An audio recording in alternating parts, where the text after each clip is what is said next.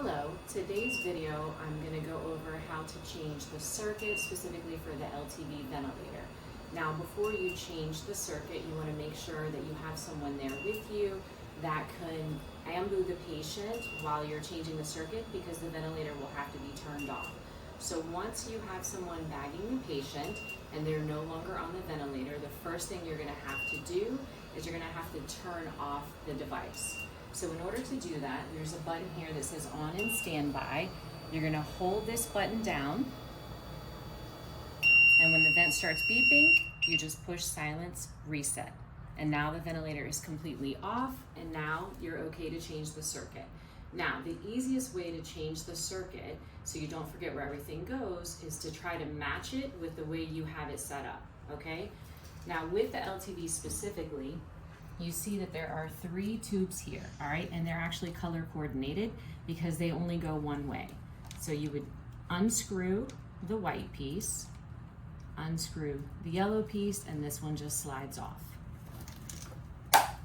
And you pull it off, okay? Now, if you also notice on the circuit, when you're changing the circuit, you're also gonna change this adapter piece here, and that adapter piece also connects to an OmniFlex. So when you're getting ready to change the circuit, before you take the patient off the vent, make sure you have a new circuit that comes by itself, all right?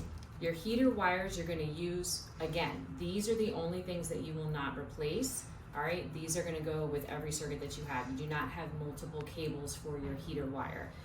It's just the circuit, the OmniFlex, which connects straight to the trach, and this adapter that goes at the end of the circuit so that the OmniFlex can go to the trach, all right? So this adapter goes here, then your OmniFlex, and this goes straight to the trach, all right? So you would get your new circuit and open it up. When you open the circuit, you'll notice that there will be a short piece in the bag and then this long piece, okay?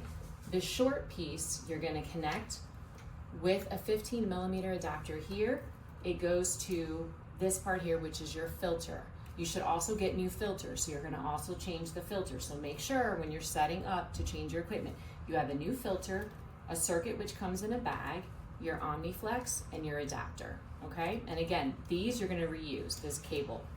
So you'll take your short piece, one side will go on top of your water chamber, which you can see here, and then the other side of the short piece will have this adapter. This adapter also comes inside the circuit bag, and it connects right to your filter here. Okay, so again, change this filter. That'll be a piece that you'll change when you're doing a whole circuit. The long piece here, if you notice, it connects to your heater. These cables here can stay connected to the heater the whole time because you're not changing them, you're only changing the circuit.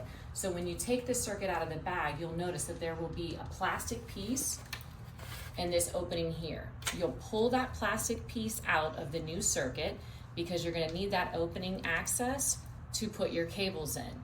All right, and again, leave the cables connected to the heater so you don't get confused which way they go. So this short piece here, this probe, actually plugs in right here to this opening. So you plug it all the way in, that way you have a seal.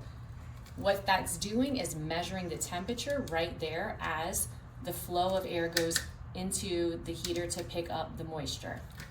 This other piece here only fits one way. It goes right here. You just slide it in. And now you're connected. The other part of this cable comes all the way to the top here.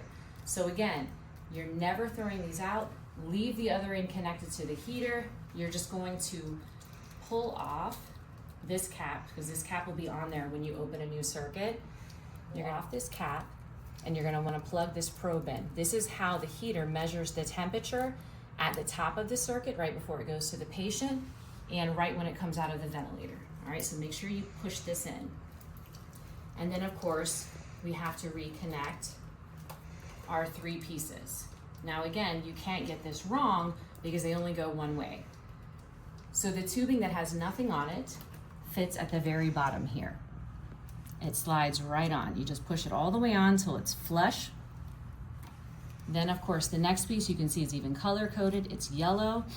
It screws on. You just turn it and you'll feel it threading. Make sure you turn it not so tight that you can't get it off, but to where it's sealed. Then of course the white piece goes next. And again, you just turn it till it feels secure. They only go one way. You can do a light tug to make sure that they're on. And you want to make sure, like I said, the probe here is secure and this probe here is secure, because if not, you'll get a leak when you turn your ventilator on and you'll hear it. The ventilator will start alarming. So all your pieces are now on, all right, and now you are ready to put the patient on with the new circuit. When you go to turn your ventilator back on, you want to make sure to only push 2 buttons so that you don't change the settings on accident. So the first thing you're gonna do is you're gonna hold down the on button. The ventilator is gonna turn on, and the first thing you're gonna see is right here on the top of the screen, it says same patient. You want to make sure that you hit select next to the same patient. If you hit anything else, you could change the settings that have been set by the doctor for the patient. So you only push on, and then we're gonna push select. Now it's saying disconnect because the patient is not on, but it has the save settings. I'm gonna go ahead and turn it off.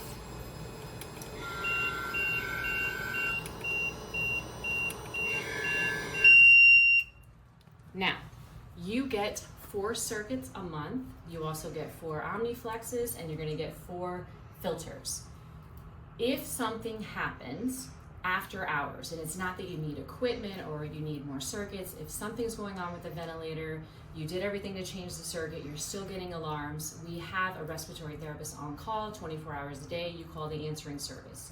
If you need another circuit, maybe you broke a circuit, you have to call during business hours,